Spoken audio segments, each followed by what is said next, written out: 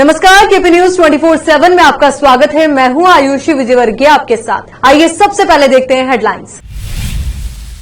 आज बीदर के मैलूर क्रॉस में स्थित कृष्णा उडुपी होटल में बीजेपी की एक प्रेस कॉन्फ्रेंस के दौरान बीजेपी उम्मीदवार ईश्वर सिंह ठाकुर को जिताने की अपील की गई। बीदर के बड़ी शाही होटल में दलित संघर्ष समिति और जेडीएस की ओर से प्रेस कॉन्फ्रेंस आयोजित की गई। मल्लिकार्जुन खड़गे के बाद कर्नाटक के बीजेपी विधायक के बिगड़े बोल, सोनिया गांधी को कहा विषकन्या। हैदराबाद के ऐतिहासिक मक्का मस्जिद में लगे जय श्री राम के नारे, 2 लड़कों को किया गया गिरफ्तार। राहुल गांधी ने सरकार बनने पर महिलाओं के लिए बसों में मुफ्त यात्रा का वादा किया। सोनिया गांधी के इशारे पर मोदी को गाली दे रहे खड़गे, केंद्रीय मंत्री स्मृति ईरानी ने ये बात कही।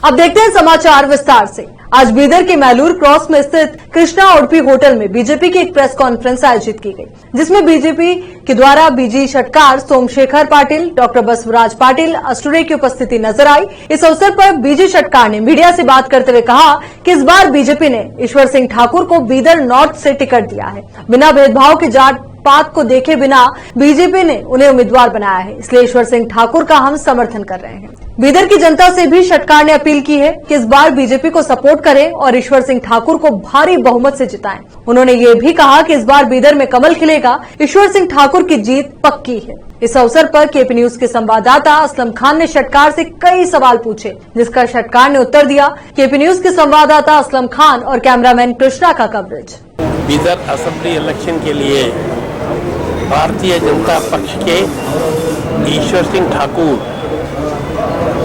जो बीजेपी के पिछले 15-20 साल से कार्यरत रह चुके हैं, उनको इस इलेक्शन में उम्मीदवार खड़ा किया गया।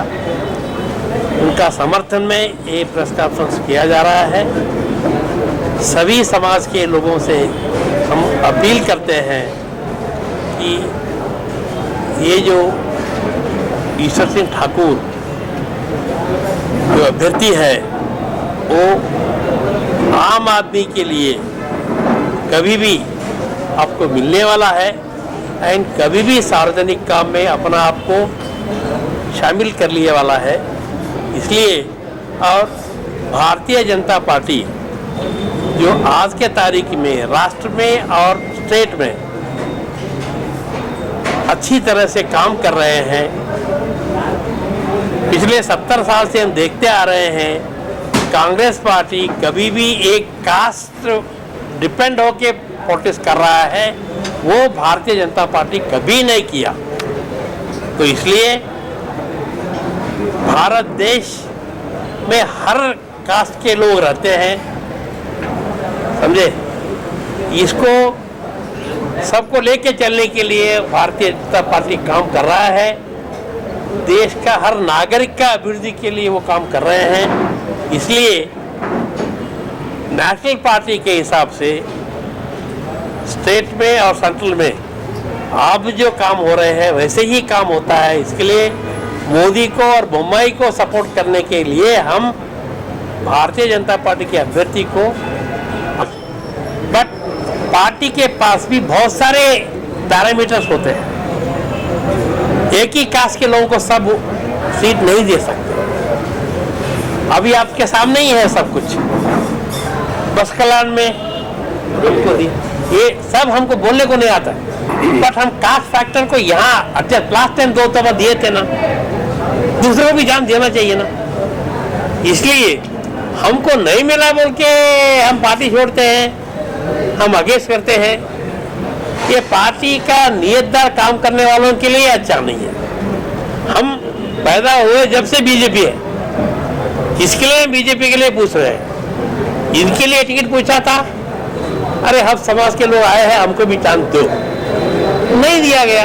तो बीजेपी जिसको मिला उसको काम, उसमें वही बोला था मैंने, जो भी टिकट पूछ रहे नहीं दिया, तो जिसको बीजेपी टिकट मिला उसमें काम करना चाहते हैं हम लोग। तो इसलिए कास्ट निकाल दो, कास्ट के फैक्टर के दिमाग में मत लो। एक अच्छा कार्यकर्ता है, पार्टी अच्छी है, इसलिए हम वोट मांग रहे हैं सर।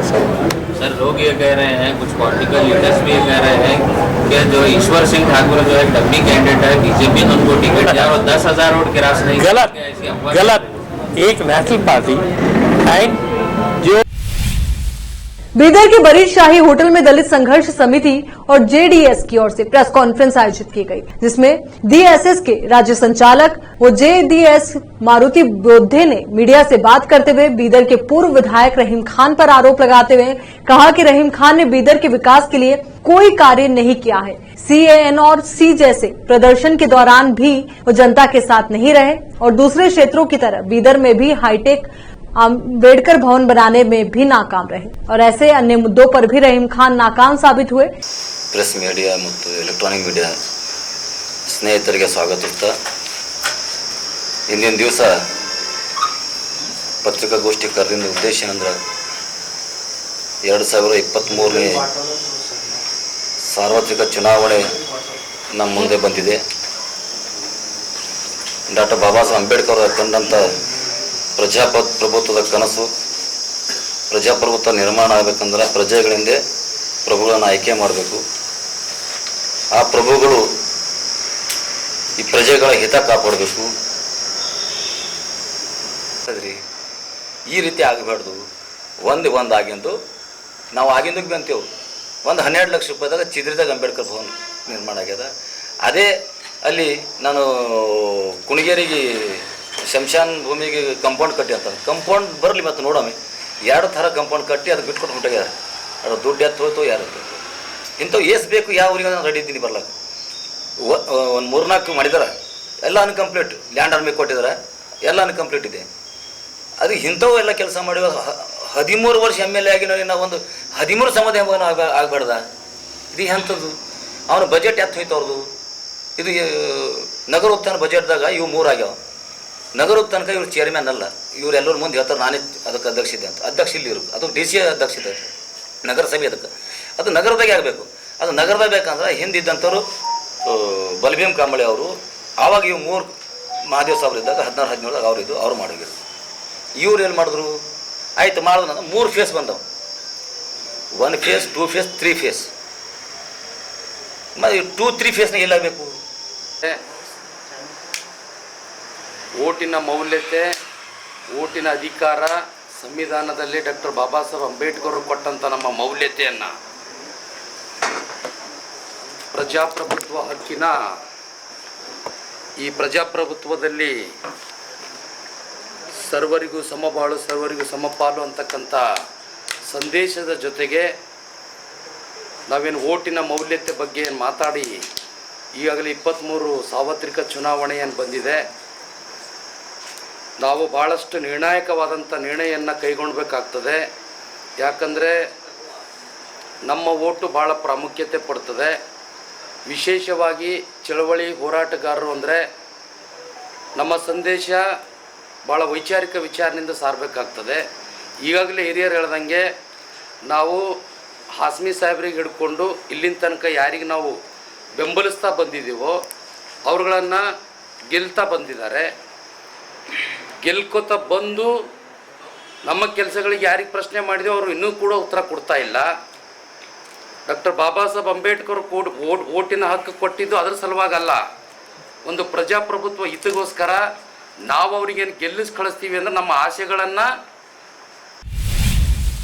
हुमनाबाद विधानसभा क्षेत्र के चितगुप्पा के वार्ड नंबर 23 फातिमापुर और प्रियादर्शिनी कॉलोनी में कांग्रेस पार्टी की ओर से चुनाव प्रचार किया गया, जिसमें वार्ड नंबर 23 फातिमापुर और प्रियादर्शिनी कॉलोनी के सभी घर घर जाकर हुमनाबाद विधानसभा निर्वाचन क्षेत्र से कांग्रेस पार्टी के उम्मीदवार राजशेखर बी पाटिल को वोट देकर जिताने की अपील की गई। इस अवसर पर सभी टीएमसी काउंसलर्स दिलीप कुमार बदलकर, अशोक स्वामी, नसीर खान, मुजफ्फर पटेल, बाबा RCC, हबीब छिनमिलाक, सिद्धू पाटिल बेलखेड़ा के अलावा मोहिउद्दीन लाठोड़ी, कुतुबुद्दीन पटेल, विशाल बोराले, विजय कुमार बोमनी, बासवराज पटेल बेलखरा, विजय कुमार चितगुप्पाकर, अनेपा वर्नाल, अनिल शिंदे, हाफिज भैया और कांग्रेस के सभी कार्यकर्ता उपस्थित थे। अनेपा वर्नाल, मुजफ्फर पटेल और अनिल शिंदे ने कांग्रेस की गारंटी कार्ड योजना के संबंध में लोगों को जानकारी दी। चितगुप्पा के पत्रकार मोहिउद्दीन लाठोड़ी ने केपी न्यूज के एडिटर व एंकर मुस्तफा आदिल को ये जानकारी दी।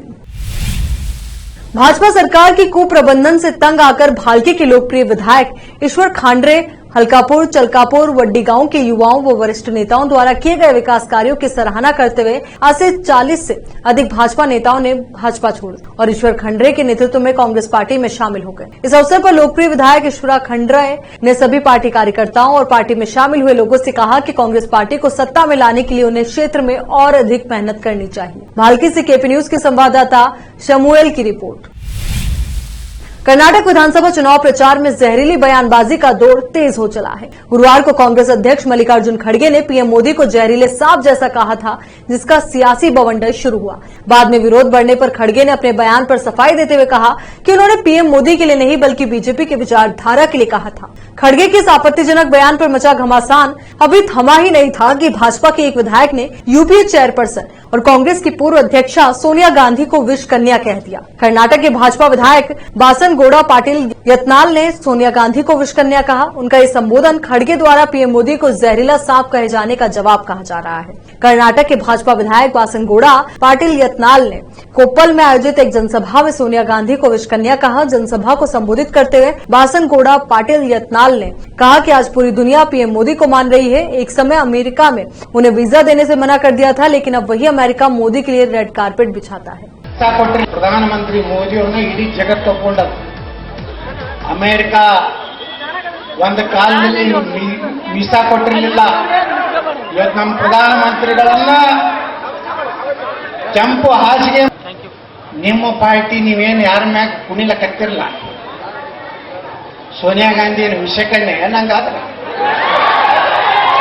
ಈ ದೇಶ ಹಾಳು ಮಾಡೋಣಂತ ಚೀನಾ ಮತ್ತು पाकिस्तान एजेंट रह ಕೆಲಸ ಮಾಡುವಂತ सोनिया गांधी।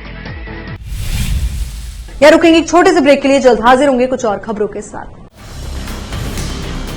हिंदुस्तान के हर कोने में हम हैं मौजूद। 24 घंटे हालात पर गहरी नजर, खबरों से जुड़े चुपते सवालात और आपको दिखाता है धार्मिक, सामाजिक, राजनीतिक, लोकल और इंटरनेशनल न्यूज की सबसे बेहतर कवरेज, जो आपको रखती है हर पल बाखबर। देश और दुनिया भर की खबर के लिए देखते रहें KP news 24/7।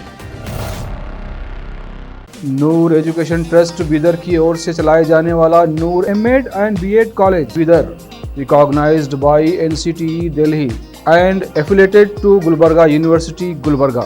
Admission are open for the academic year 2022-23. विशेषज्ञ और सक्षम शिक्षकों द्वारा शिक्षा प्राप्त करने के लिए नूर एमएड एंड बीएड कॉलेज में दाखिला लें और शांत वातावरण में शिक्षा प्राप्त करें। बीदर शहर में बेहतर शिक्षा का एकमात्र केंद्र Noor MEd and BEd college, Shahpur gate, Bidar. Phone numbers 9945283920, 8482221297। सैर तफरी और मनोरंजन करने के शौकीनों के लिए एक सुनहरा अवसर।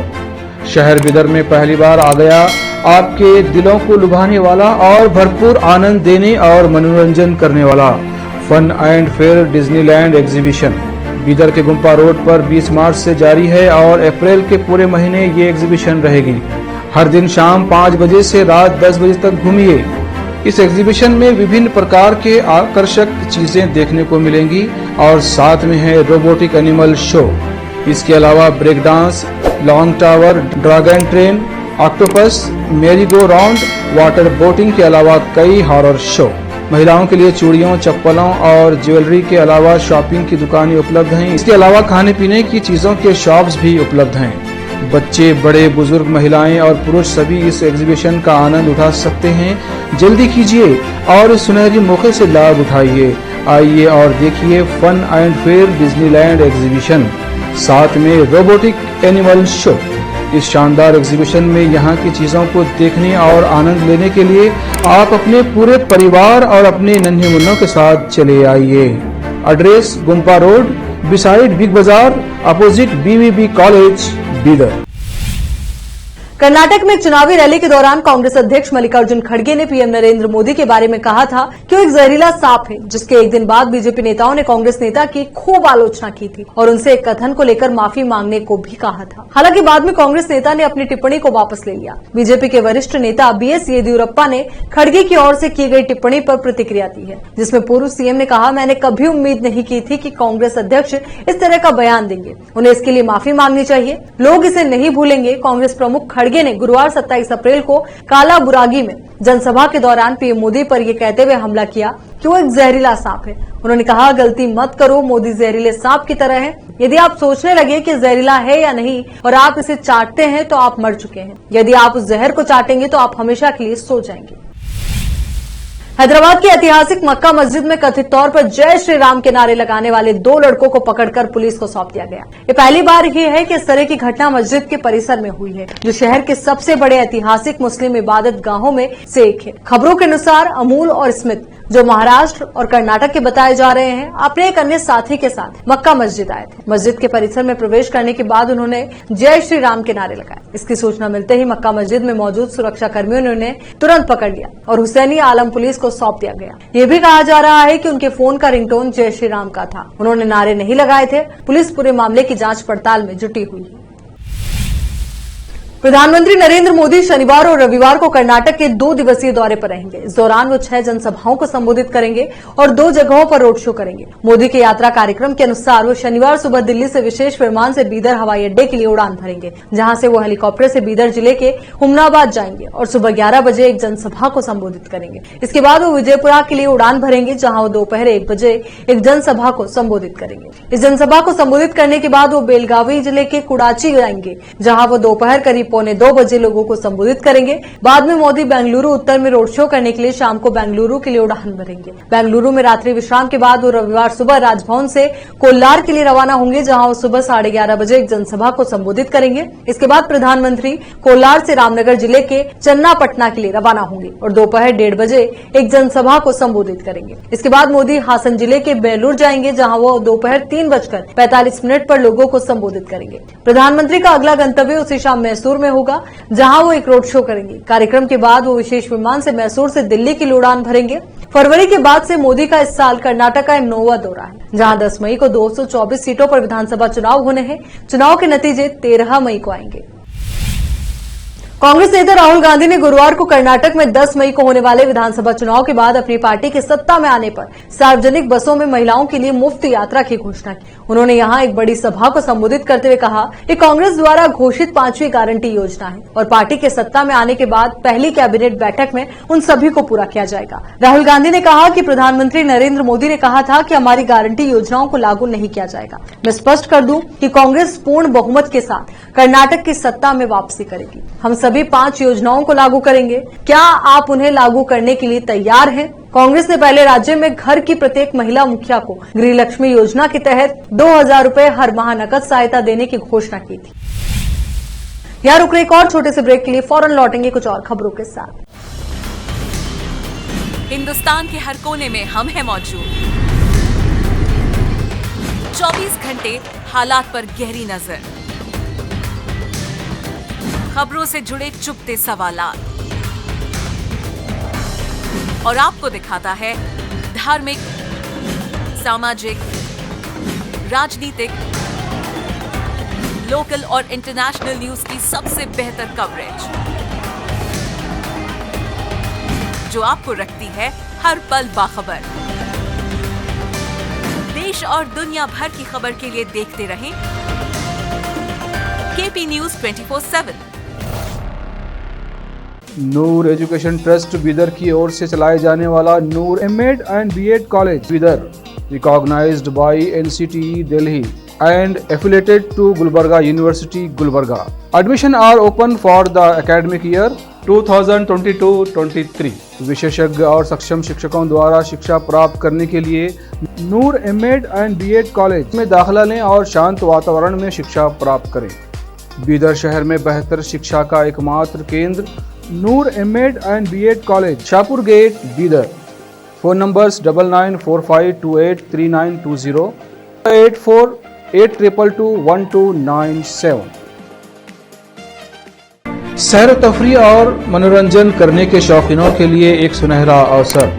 शहर बिदर में पहली बार आ गया आपके दिलों को लुभाने वाला और भरपूर आनंद देने और मनोरंजन करने वाला fun and fair Disneyland exhibition Bidar के गुम्पा रोड पर 20 मार्च से जारी है और अप्रैल के पूरे महीने ये एग्जीबिशन रहेगी। हर दिन शाम 5 बजे से रात 10 बजे तक घूमिए। इस एग्जीबिशन में विभिन्न प्रकार के आकर्षक चीजें देखने को मिलेंगी और साथ में है रोबोटिक एनिमल शो। इसके अलावा break dance, long tower, dragon train, octopus, merry go round, water boating के अलावा कई हॉरर शो। महिलाओं के लिए चूड़ियों, चप्पलों और ज्वेलरी के अलावा शॉपिंग की दुकानें उपलब्ध हैं। इसके अलावा खाने पीने की चीजों के शॉप्स भी उपलब्ध हैं। बच्चे, बड़े, बुजुर्ग, महिलाएं और पुरुष सभी इस एग्जीबिशन का आनंद उठा सकते हैं। जल्दी कीजिए और इस सुनहरी मौके से लाभ उठाइए। आइए और देखिए fun and fair Disneyland exhibition, साथ में रोबोटिक एनिमल शो। इस शानदार एग्जीबिशन में यहाँ की चीजों को देखने और आनंद लेने के लिए आप अपने पूरे परिवार और अपने नन्हे मुन्नों के साथ चले आइए। Address Gumpa road beside Big Bazaar, opposite BVB college, Bidar. Break के बाद एक बार फिर से आपका स्वागत है। कथित बीमा घोटाला मामले में सत्यपाल मलिक के घर सीबीआई की टीम पहुंची। जम्मू कश्मीर के पूर्व राज्यपाल सत्यपाल मलिक को सीबीआई ने कुछ समय पहले नोटिस भेजा था। सीबीआई ने अपने नोटिस में सत्यपाल मलिक से भ्रष्टाचार के मामले को लेकर पूछताछ में शामिल होने को कहा था। सत्यपाल मलिक से जम्मू कश्मीर में 2 परियोजनाओं में कथित अनियमितताओं के संबंध में पूछताछ चल रही है। ये मामले तब दर्ज किए गए थे जब सत्यपाल मलिक जम्मू कश्मीर में राज्यपाल थे। अक्टूबर 2021 में सत्यपाल मलिक ने दावा किया था कि आरएसएस नेता से संबंधित एक फाइल को क्लियर करने के लिए उन्हें कथित तौर पर 300 करोड़ रुपए की रिश्वत की पेशकश की गई थी। ये रिश्वत 2 परियोजनाओं की फाइल को लेकर दी जा रही थी। इसमें से एक अनिल अंबानी की थी और दूसरी आरएसएस के एक नेता की। उन्होंने कहा था कि दोनों विभागों द्वारा बताया गया कि एक घोटाला है, फिर मैंने उसी के आधार पर दोनों सौदे रद्द कर दिए। इसी को लेकर सीबीआई ने 2 FIR दर्ज किए थे। भारतीय कुश्ती संघ के अध्यक्ष बृजभूषण शरण सिंह के खिलाफ यौन शोषण के मामले को लेकर पहलवानों का जंतर मंतर पर धरना प्रदर्शन चल रहा है। इस धरने में बजरंग पूनिया से लेकर दिनेश फोगाट, साक्षी मलिक शामिल है। वहीं अब ये मामला दिन प्रतिदिन गर्माता नजर आ रहा है। दरअसल भारतीय एथलीट और भारतीय ओलंपिक संघ की अध्यक्ष पीटी उषा ने पहलवानों के धरने को अनुशासनहीनता करार दिया, जिस पर अब पीपुल्स डेमोक्रेटिक पार्टी PDP की चीफ महबूबा मुफ्ती ने इस बयान की आलोचना की। महबूबा मुफ्ती ने ट्वीट कर लिखा, पीटी उषा जैसे स्पोर्ट्स आइकन को महिला पहलवानों को शर्मिंदा करते हुए देखकर दुख होता है। यौन उत्पीड़कों के खिलाफ आवाज उठाने के लिए बहुत हिम्मत चाहिए होती है, या फिर कहें कि उन्होंने बहुत हिम्मत ली होगी। उनके साथ खड़े होने के बजाय इस तरह के बयान पीड़ितों और बोलने के उनके फैसले को और कलंकित करते हैं। केंद्रीय मंत्री स्मृति ईरानी ने कहा है कि AICC अध्यक्ष मल्लिकार्जुन खड़गे ने कांग्रेस नेता सोनिया गांधी के कहने पर प्रधानमंत्री नरेंद्र मोदी को जहरीला सांप कहा था। गुरुवार को बेलगाम ग्रामीण निर्वाचन क्षेत्र में प्रचार रैली में बोलते हुए स्मृति ईरानी ने कहा कि कांग्रेस एक बेशरम पार्टी थी। उसने मोदी की 100 साल की मां का भी अपमान किया था। उन्होंने कहा कि खड़गे को पता होना चाहिए कि कांग्रेस के दलित नेताओं को राहुल गांधी के जूते ले जाने के लिए मजबूर किया गया था। जब द्रौपदी मुर्मू को भाजपा द्वारा राष्ट्रपति पद के उम्मीदवार के रूप में घोषित किया गया था तो कांग्रेस नेताओं ने उनके बारे में अभद्र टिप्पणी की थी। गांधी परिवार मोदी के निधन की प्रार्थना कर सकता है, लेकिन राज्य की जनता उनकी सलामती के लिए प्रार्थना करेगी। हम सभी को मोदी के हाथों को मजबूत करने के लिए विधानसभा चुनाव में भाजपा उम्मीदवार की जीत का संकल्प लेना चाहिए। का जहर उगल रहे हैं, देश देख रहा है। ये पहली बार नहीं है कि प्रधानमंत्री मोदी पर कांग्रेस के किसी नेता ने अभद्र अथवा अपमानजनक टिप्पणी की हो। नरेंद्र मोदी की मौत की कामना करने के साथ साथ उनके स्वर्गीय पिताजी, उनकी स्वर्गीय माताजी का अपमान करना कांग्रेस की एक नीति और एक नीयत सी बन चुकी है। लेकिन मल्लिकार्जुन खड़गे जी का इस प्रकार का बयान देना कांग्रेस पार्टी की आने वाले इस चुनाव में हार का सबसे बड़ा संकेत है। वो जानते हैं कि अगर उन्हें गांधी खानदान के करीब जाना है तो सोनिया जी के आदेश अनुसार नरेंद्र मोदी को सतत अपमान करना है। आखिर में एक बार फिर से देखते हैं हेडलाइंस। आज बीदर के मैलूर क्रॉस में स्थित कृष्णा उडुपी होटल में बीजेपी की एक प्रेस कॉन्फ्रेंस के दौरान बीजेपी उम्मीदवार ईश्वर सिंह ठाकुर को जिताने की अपील की गई। बीदर के बड़ी शाही होटल में दलित संघर्ष समिति और जेडीएस की ओर से प्रेस कॉन्फ्रेंस आयोजित की गई। मल्लिकार्जुन खड़गे के बाद कर्नाटक के बीजेपी विधायक के बिगड़े बोल, सोनिया गांधी को कहा विषकन्या। हैदराबाद के ऐतिहासिक मक्का मस्जिद में लगे जय श्री राम के नारे, 2 लड़कों को किया गया गिरफ्तार। राहुल गांधी ने सरकार बनने पर महिलाओं के लिए बसों में मुफ्त यात्रा का वादा किया। सोनिया गांधी के इशारे पर मोदी को गाली दे रहे खड़गे, केंद्रीय मंत्री स्मृति ईरानी ने ये बात कही।